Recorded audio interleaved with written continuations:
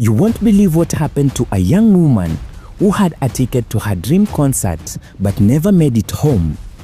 Saturday, December 20th of 2025 was supposed to be a night of celebration, a night of music, joy and unforgettable memories. Thousands of Kenyans had waited months for this moment. Nigerian superstar Asake was bringing his Money African tour to Nairobi's Nyayo National Stadium, the first major concert at the iconic venue in 9 years. But by the time the sun rose on Sunday morning, one family's world had been shattered forever. Karen Lojore, a young woman in her mid-20s, full of life, full of dreams, will never return back home. And now, her mother sits in her home that feels too quiet, too empty, mourning a daughter who did everything right but still lost everything. This is not just a story about a concert gone wrong. This is a story about a system that failed, about organizers who prioritized profits over people, about a tragedy that could have been prevented, and most heartbreakingly, this is a story about a mother who will never hear from her daughter ever again. Let me take you back to the days before December 20th. The excitement in Nairobi was electric. Social media was buzzing. Asake, one of Nigeria's hottest Afrobeat sensations, known for hits like Lonely at the Top, Terminator and Organize, was finally coming to Kenya. Tickets sold out within hours. Thousands more wanted in. The demand was overwhelming. Karen Lojore was one of the lucky ones. She had secured her ticket legitimately. She had planned for this night. She was ready to experience the music she loved, performed live by an artist she admired. She told her mother she'd be home late, and she promised to text. She promised to be safe, but here is what no one knew at that time. The organizers, Tukutane Entertainment, were already facing problems that will soon spiral into a nightmare. On Friday, December 19th, just one day before the concert, warning signs emerged. Asake himself failed to show up for a scheduled pre-party meet and greet. Fellow artist Gabzi attended alone, leaving fans disappointed and confused. Then came another red flag. The Kenyan collective Kodong Clan pulled out of the lineup just hours before the show. In a scathing public statement, they cited disrespect from the organizers and interference with their sound checks. They accused Tukutane Entertainment of failing to uphold contractual agreements and protect local talent. Industry insiders whispered concerns, but the show would go on. After all, thousands of tickets had been sold. The venue was ready. The stage was set. What could possibly go wrong? Everything. December 20th of 2025 evening, as the sun began to set over Nairobi, crowds started gathering at Nyayo National Stadium, and by 7 p.m., the line trailed around the entire block by 8 p.m. The side alley next to the avenue, a story walk, was filling up with eager fans, but something was wrong. The entry process was painfully slow. Security and stewards were not processing ticket holders efficiently. People who had arrived early were still standing outside, and their patience wearing thin. And then the rain started. Witnesses described how the situation deteriorated rapidly. Heavy rainfall soaked the waiting crowds. People huddled together to stay dry, trying to stay warm. The density of the crowds increased and personal space disappeared. But that is not all. Wait until you see what happened next. Behind the scenes, chaos was unfolding. Reports later emerged that hundreds of individuals without tickets had descended on the stadium. They were not going to be returned away. They were determined to get inside by any means necessary.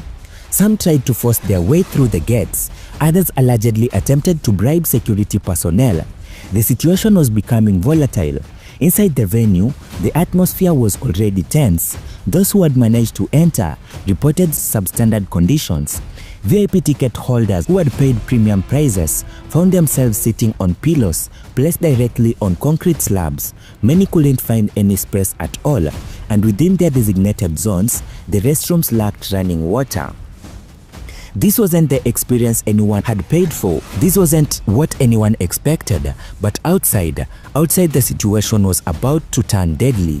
At around 9 p.m., as the pressure from the crowds intensified, multiple witnesses reported that people began forcing the doors open. The weight of thousands pressing forward became impossible to contain, and security was overwhelmed. Police intervened, attempting to restore order, but what followed were running battles between authorities and desperate concert goers. And this is the moment I started hearing way more screams. People saying I can't breathe. There are reports that at least one person died in a stampede at the Asake concert last night at Nyayo Stadium. I was there, so this is my account of what happened. There were two sticking points for security at this event, one on the outer perimeter of the stadium complex, and then another one to get onto the field itself now. I got to the outer perimeter at about 9:15 p.m. And at that point, the security had set out two lines of women and two lines of men, all funneling into this one small single man gate in the middle. Now, the men, there was about two lines of 40 people, so it wasn't too bad. I just joined the back. But for the women, there was a few hundred, at least a couple hundred women. And in the middle of this chaos was Karen Lojore. She had her ticket. She had done nothing wrong. She was simply trying to enter a venue for a concert she had legitimately purchased access to. But in crowd dynamics, innocence offers no protection. Witnesses who survived describe her hearing desperate cries piercing through the commotion. Shouts of "I can't breathe" filled the air. People were being crushed against each other, others against barriers, against unyielding concrete and metal. The foyer of the building became a death trap, bodies pressed together with forces so strong enough to bend steel. In crowd science, this is known as crowd crash or crowd collapse. It is not a stampede, as many media outlets incorrectly reported. A stampede implies people running away from danger.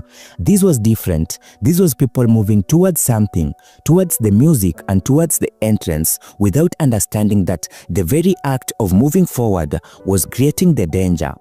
In the foyer of Nyayo National Stadium, as thousands pressed inward, Karen Lojore collapsed. Her body, like those of dozens around her, couldn't withstand the pressure. The force of the crowd, estimated to be 5 or 6 people per square meter, was crushing the air from her lungs. Paramedics stationed on site rushed to help. They performed emergency resuscitation right there, in the middle of the chaos, as the crowd continued to surge around them. Karen was rushed to Nairobi West Hospital, and medical staff worked desperately to save her life, but the damage had been done. Karen Lojore was pronounced dead on arrival. A young woman in her mid-20s, with her whole life ahead of her, was gone. But that is not all. Wait until you hear what happened inside the venue. Inside the main arena, oblivious to the tragedy unfolding at the entrance, Asake was preparing to take the stage. The show had been delayed, but eventually he began his performance. Then, someone on his team came on stage with devastating news. 3,000 people outside had breached the door, and the situation was out of control. Asake addressed the crowd, his voice uncertain. "They need to end the show. I don't know why." The concert was cut short. Confused attendees were told to leave. Many had no idea that someone had just died trying to get in the same venue they were now being evacuated from. By the time the full scope of this tragedy became clear, dozens of injured people had been transported to various medical facilities across Nairobi. Most will survive their injuries, ranging from blunt trauma to fractures, but Karen will not be among the survivors. Her body moved to the city mortuary. Nairobi Police Chief George Seda ordered an autopsy. An investigation was launched into the security failures that led to her death. And somewhere in Nairobi, a mother received the phone call that every parent dreads. Imagine for just a moment being Karen mothers. Your daughter leaves for a concert. She's overexcited, she's young, she's careful, and she has her ticket. She promises to text you and she promises to be safe. You go to bed expecting to hear from her when she gets home. Maybe you fall asleep waiting. Then your phone rings. It's not your daughter, it's a hospital or the police or a friend who had heard about the news before you did. And in that instant, your entire world collapses. The pain of losing a child is undesirable. It is a wound that never heals. It is a waking up every morning and remembering all over again that they are gone. It is seeing their empty room, their belongings and their photos. It is wondering what they would be doing right now if they were still alive, what they would become, who they would meet, and what dreams they would chase. For Karen's mother, the grief compounded by the senselessness of it all.